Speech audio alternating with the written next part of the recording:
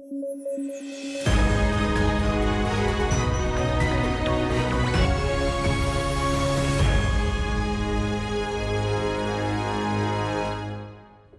News at 9 programme में आपका स्वागत है। मैं हूं अमृत उपाध्याय। आइए जल्दी से देखें आज के हेडलाइंस।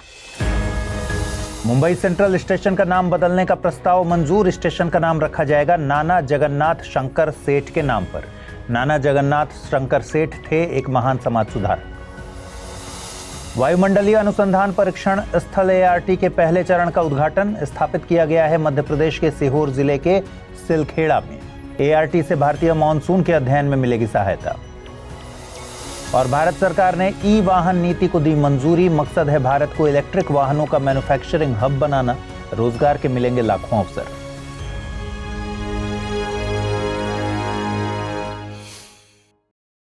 अब मुंबई की पहचान। मुंबई सेंट्रल स्टेशन का नाम जल्द ही बदलने वाला है।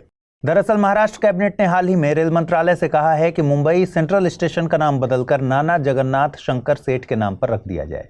लेकिन ऐसा नहीं है कि इस बार नाम बदलो अभियान में केवल मुंबई सेंट्रल का ही नाम बदला जा रहा है। महाराष्ट्र कैबिनेट ने कॉटन ग्रीन स्टेशन का नाम काला चौकी, चरनी रोड का नाम गिरगांव, डॉकयार्ड रोड का मझगांव, किंग्स सर्कल का तीर्थंकर पार्श्वनाथ, करी रोड का लालबाग, सैंडहर्स्ट रोड का नाम डोंगरी और मरीन लाइंस का नाम बदलकर मुंबा देवी करने के प्रस्तावों को भी मंजूरी दे दी है। तो चलिए समझते हैं कि जिन महान व्यक्ति के नाम पर मुंबई सेंट्रल स्टेशन का नाम बदला जा रहा है वो नाना जगन्नाथ शंकर सेठ आखिर हैं कौन। देखिए, नाना जगन्नाथ शंकर सेठ अपने समय के एक महान सोशल रिफॉर्मर, एडुकेशनलिस्ट और फिलैंथ्रोपिस्ट थे। नाना जगन्नाथ शंकर सेठ ठाणे जिले के मुरबाड में 10 फरवरी 1803 को पैदा हुए और 31 जुलाई 1865 को इनका स्वर्गवास हुआ। लेकिन केवल 62 साल के जीवन में इन्होंने वो काम करके दिखा दिया जिसके कारण इन्हें अक्सर तत्कालीन बॉम्बे का आर्किटेक्ट भी कहा जाता है।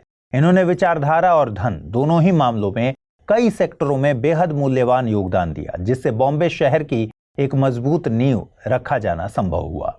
यह एक प्रसिद्ध समाज सुधारक और सामुदायिक नेता थे जिनके कारण ये भारतीयों और अंग्रेज दोनों की गुड बुक में आ गए थे।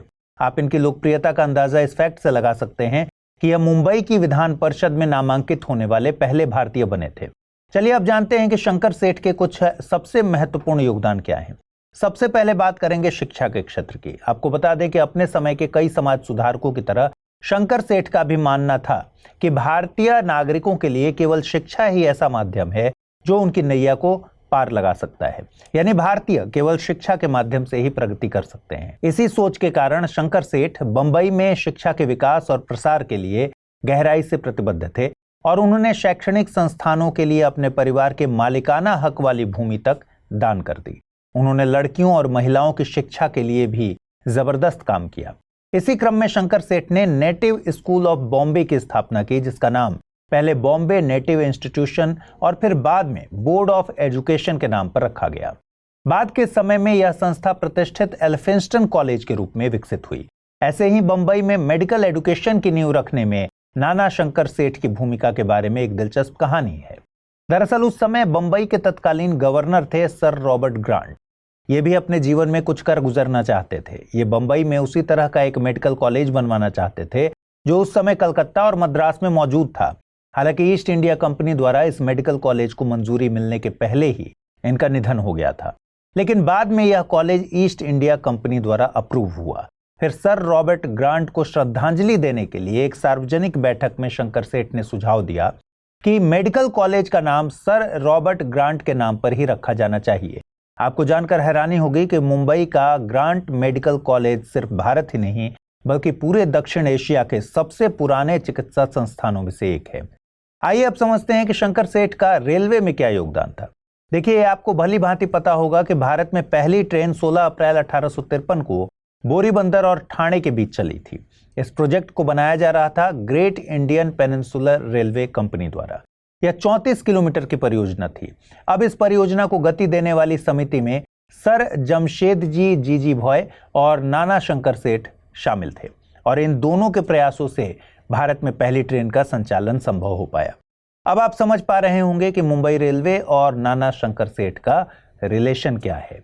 बहरहाल आपको बता दें कि शंकर सेठ ने कई संग्रहालय और मंदिरों का भी निर्माण करवाया। अब क्या आपके मन में यह सवाल आ रहा है कि राजनीतिक दलों को इतनी बड़ी हस्ती की याद अचानक से कैसे आई?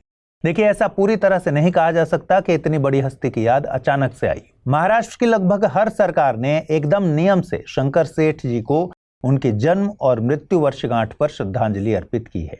इसी के साथ लगभग एक दशक पहले शिवसेना की पहल पर मुंबई के शिवाजी पार्क की इंदू मिल्स में शंकर सेठ के लिए एक स्मारक बनाने पर कुछ चर्चा हुई थी। हालांकि प्रस्ताव आगे नहीं बढ़ सका, लेकिन एंटॉप हिल में शंकर सेठ की एक प्रतिमा जरूर स्थापित की गई।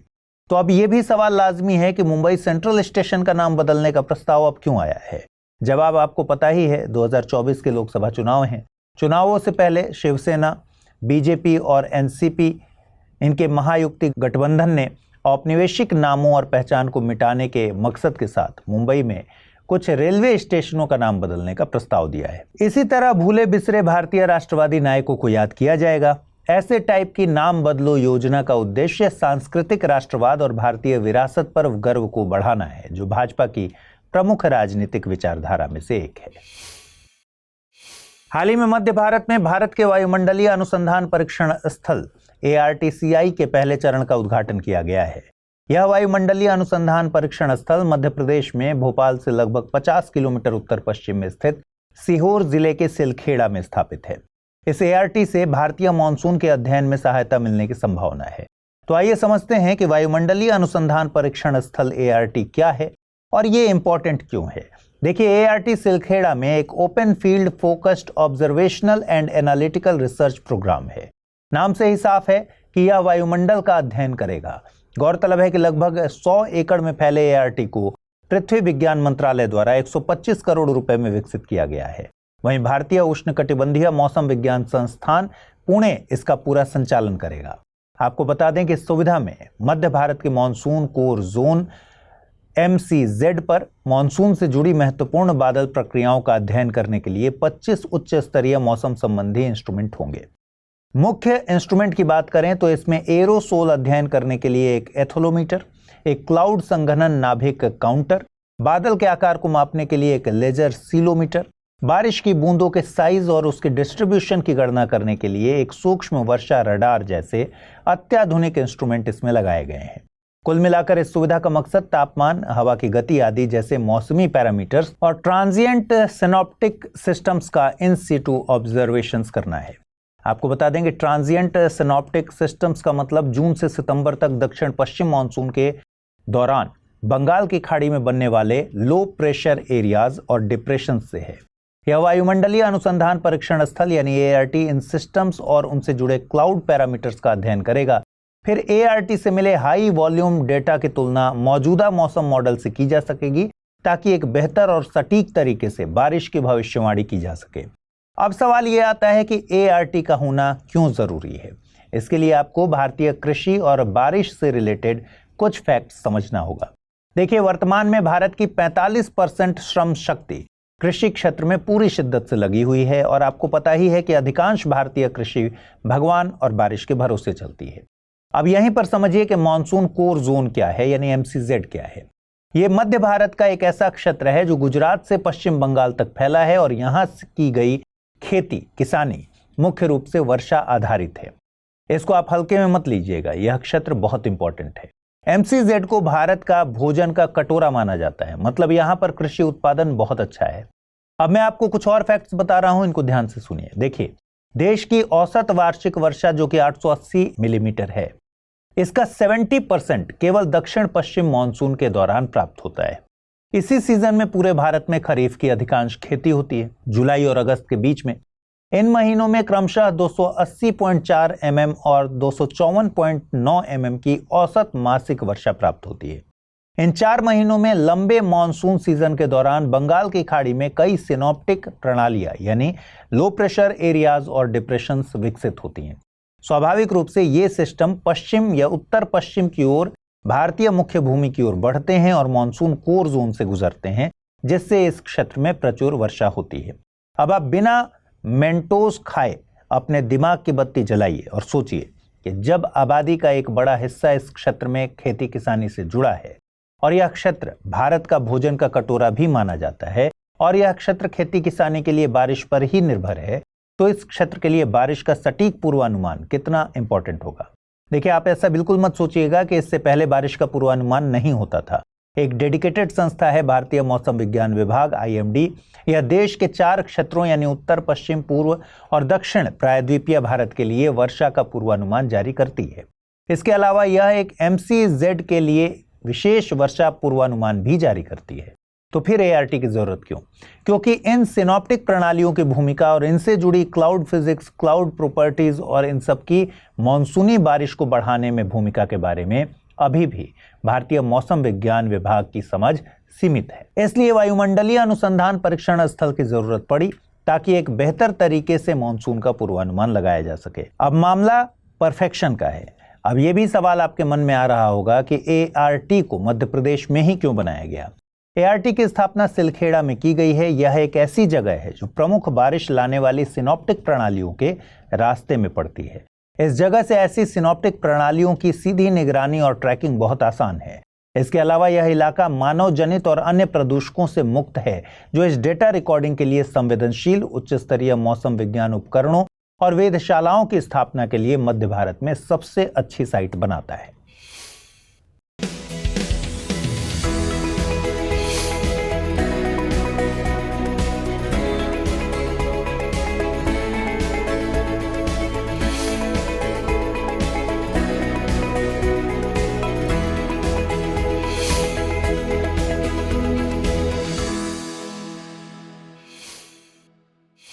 टेस्ला की कार के बारे में तो आपने सुना ही होगा। टेस्ला की अलग अलग मॉडल की कारें भारत में 50 लाख से लेकर 2 करोड़ तक की बिकती हैं। टेस्ला की कार्स जबरदस्त फीचर से लैस होती हैं, लेकिन इनकी हाई प्राइस के कारण इनको देश में खरीदार नहीं मिल पाते हैं। इसकी सबसे बड़ी वजह है इन पर लगाया गया आयात कर, जो कि कार की कीमत का लगभग 100% तक होता है। अब थोड़ा इमेजिन कीजिए कि टेस्ला की कारें इंडिया में अगर इनोवा या फॉर्च्यूनर या इससे भी कम कीमतों में मिलने लग जाएं तो क्या होगा? ऐसा पॉसिबल होने वाला है क्योंकि जल्द ही टेस्ला समेत दुनिया की टॉप EV मैन्युफैक्चरर कंपनियां भारत में अपना प्लांट डाल सकती हैं। दरअसल हाल ही में भारत सरकार ने भारत को इलेक्ट्रिक वाहनों का मैन्युफैक्चरिंग हब बनाने के लिए एक वाहन नीति को मंजूरी दी है। आइए जल्दी से समझते हैं कि इस नीति में क्या है खास बातें। इस नीति के तहत इच्छुक कंपनियों को भारत में मैन्युफैक्चरिंग प्लांट लगाने के लिए न्यूनतम निवेश करना होगा 4,150 करोड़ रुपए। वहीं अधिकतम निवेश की तो कोई सीमा ही नहीं है। इसके साथ ही कोई भी इलेक्ट्रिक वाहन निर्माता जो भारत में कम से कम 4,150 करोड़ रुपए का निवेश करने और स्थानीय रूप से इलेक्ट्रिक वाहनों का निर्माण शुरू करने के लिए 3 साल की समय सीमा का पालन करने का वादा करता है, उसे EV पर आयात कर में कटौती मिलेगी। हालांकि यह नीति EV निर्माताओं को 1 वर्ष में अधिकतम 8,000 इलेक्ट्रिक कारों को भारत लाने की अनुमति देती है। इतना ही नहीं, EV निर्माता को कार बनाने के लिए स्थानीय बाजारों से 35% कंपोनेंट्स का इस्तेमाल करना पड़ेगा। इस नीति में यह भी कहा गया है कि इन निर्माताओं को 5 वर्षों के भीतर घरेलू मूल्यवर्धन DVA का 50% तक पहुंचना होगा। गौरतलब है कि वाणिज्य और उद्योग मंत्रालय ने एक अधिसूचना जारी कर भारत में आयातित इलेक्ट्रिक कारों पर टैक्स बेनिफिट्स उठाने के लिए दिशा निर्देशों और पात्रता को भी स्पष्ट किया है। इसके तहत इन कार निर्माताओं द्वारा इलेक्ट्रिक वाहनों पर आयात शुल्क घटाकर 15% कर दिया जाएगा, बशर्ते इनकी कीमत $35,000 यानी लगभग 29 लाख रुपए से ज्यादा ना हो। आपको बता दें कि इस समय केंद्र सरकार भारत में लाई जाने वाली इलेक्ट्रिक कारों पर 70 से 100% तक का इंपोर्ट टैक्स यानी आयात कर लगाती है। अब ये भी समझते हैं कि इस नीति से क्या फायदा होने वाला है। देखिए, ये नीति भारतीय उपभोक्ताओं को लेटेस्ट टेक्नोलॉजी तक पहुंच प्रदान करेगी। इससे मेक इन इंडिया पहल को भी बढ़ावा मिलेगा। इस नीति से EV निर्माताओं के बीच स्वस्थ प्रतिस्पर्धा को बढ़ावा मिलेगा, जिससे भारत में EV इकोसिस्टम और मजबूत होगा। इस EV इकोसिस्टम के मजबूत होने से उत्पादन बढ़ेगा, जिससे उत्पादन लागत में कमी आएगी और इससे EV भविष्य में और सस्ती हो जाएंगी। और अगर EV का प्रचलन भारत में तेजी से बढ़ा तो कच्चे तेल के आयात में कमी आएगी, जिससे भारत के व्यापार घाटे में भी कमी आएगी। EV का दूसरा पक्ष है जो कि बहुत महत्वपूर्ण है कि खास करके बड़े शहरों में इससे वायु प्रदूषण में कमी हो जाएगी और स्वास्थ्य और पर्यावरण पर सकारात्मक प्रभाव पड़ेगा। रिकॉर्ड सिर्फ मनुष्य नहीं बना रहा है, कुछ रिकॉर्ड प्रकृति भी बना रही है। दरअसल 175 वर्षों के जलवायु रिकॉर्ड में अब तक की सबसे गर्म फरवरी 2024 की फरवरी बन गई है। ये बताया है National Oceanic and Atmospheric Administration के National Center for Environmental Information से जुड़े वैज्ञानिकों ने। वैज्ञानिकों के मुताबिक फरवरी 2024 में जमीन और महासागरों की सतह का वैश्विक औसत तापमान 20वीं सदी में फरवरी के दौरान दर्ज औसत तापमान से 1.4 डिग्री सेल्सियस अधिक दर्ज किया गया है। यह फैक्ट 2024 की फरवरी को अब तक की सबसे गर्म फरवरी बनाता है। आपको बता दें कि इससे पहले यूरोप की Copernicus climate change service C3S ने यही फरवरी 2024 को अब तक की सबसे गर्म फरवरी घोषित किया था। हालांकि कोपरनिकस क्लाइमेट चेंज सर्विस ने जो कैलकुलेशन की थी वो जमीन के पास हवा के औसत तापमान पर आधारित थी। कोपरनिकस क्लाइमेट चेंज सर्विस के मुताबिक फरवरी 2024 में बढ़ता तापमान औद्योगिक काल से पहले की तुलना में 1.77 डिग्री सेल्सियस ज्यादा था। आपने अगर महसूस किया होगा तो पिछले 9 महीने में कोई भी महीना ऐसा नहीं रहा जब बढ़ते तापमान ने नए रिकॉर्ड न बनाए हों। आपको बता दें, इससे पहले जनवरी 2024 में बढ़ता तापमान औद्योगिक काल यानी 1850 से 1900 से पहले की तुलना में 1.66 डिग्री सेल्सियस ज्यादा दर्ज किया गया था, जो इसे अब तक की सबसे गर्म जनवरी बनाता है। इसी क्रम में national Center for Environmental Information से जुड़े वैज्ञानिकों ने अपनी रिपोर्ट में इस बात की भी पुष्टि की है कि दिसंबर 2023 से फरवरी 2024 की अवधि दोनों गोलार्धों के लिए अब तक की सबसे गर्म अवधि थी। इस दौरान वैश्विक स्तर पर सतह का वैश्विक औसत तापमान 20वीं सदी के औसत से 1.36 डिग्री सेल्सियस अधिक दर्ज किया गया। देखिए, ये सिर्फ एक डेटा नहीं है, ये एक भारी चिंता का विषय है। दुनिया का बढ़ता वैश्विक तापमान निकट जलवायु खतरे की ओर इशारा कर रहा है और यह ग्लोबल वार्मिंग की भी पुष्टि करता है। बढ़ते वैश्विक तापमान से ध्रुवों की बर्फ पिघलने की भी खबरें लगातार मिल रही हैं और यहां तक कि महासागरीय धाराओं में परिवर्तन की खबरें आ रही हैं। इन सब का सम्मिलित इफेक्ट पूरी दुनिया के लिए खतरा है, खासतौर पर आइलैंड कंट्रीज के लिए ये अस्तित्व का संकट है। वैज्ञानिकों ने इस बात की भी आशंका जताई है कि इस बात के 45% आशंका है कि 2024 पिछले 175 वर्षों के जलवायु इतिहास का अब तक का सबसे गर्म साल होगा। वहीं 2024 के अब तक के 5 सबसे गर्म वर्षों में शुमार होने की आशंका 99% है, जो स्पष्ट तौर पर दर्शाता है कि बढ़ता तापमान किस कदर हावी होता जा रहा है। बढ़ते तापमान से दुनिया में एक्सट्रीम मौसमी घटनाएं देखने को मिल रही हैं। बारिश में अत्यधिक बारिश और सर्दियों में चरम सर्दियां इसका एक छोटा सा एग्जाम्पल है। यदि चरम मौसमी घटनाओं को देखें तो इक्वाडोर में भारी बारिश के बाद आई बाढ़ ने उत्तर और पश्चिमी इक्वाडोर में भारी तबाही मचाई। इसी तरह उत्तरी मेडागास्कर में भी भारी बारिश के चलते आई बाढ़ ने भारी तबाही मचाई। इससे 12 लाख से ज्यादा लोग प्रभावित हुए थे। इसके साथ ही उष्णकटिबंधीय तूफान और अन्य मौसमी सिस्टम के भी एक्सट्रीम होने की पूरी संभावना है। यदि उष्णकटिबंधीय तूफानों की बात करें तो फरवरी में वैश्विक स्तर पर 11 नामित तूफान आए थे, जो 1991 से लेकर 2020 के औसत से अधिक है। हालांकि इनमें से केवल 2 तूफान जमीन से टकराए। इन दोनों की वजह से उत्तरी ऑस्ट्रेलिया में तेज हवाएं दर्ज की गई।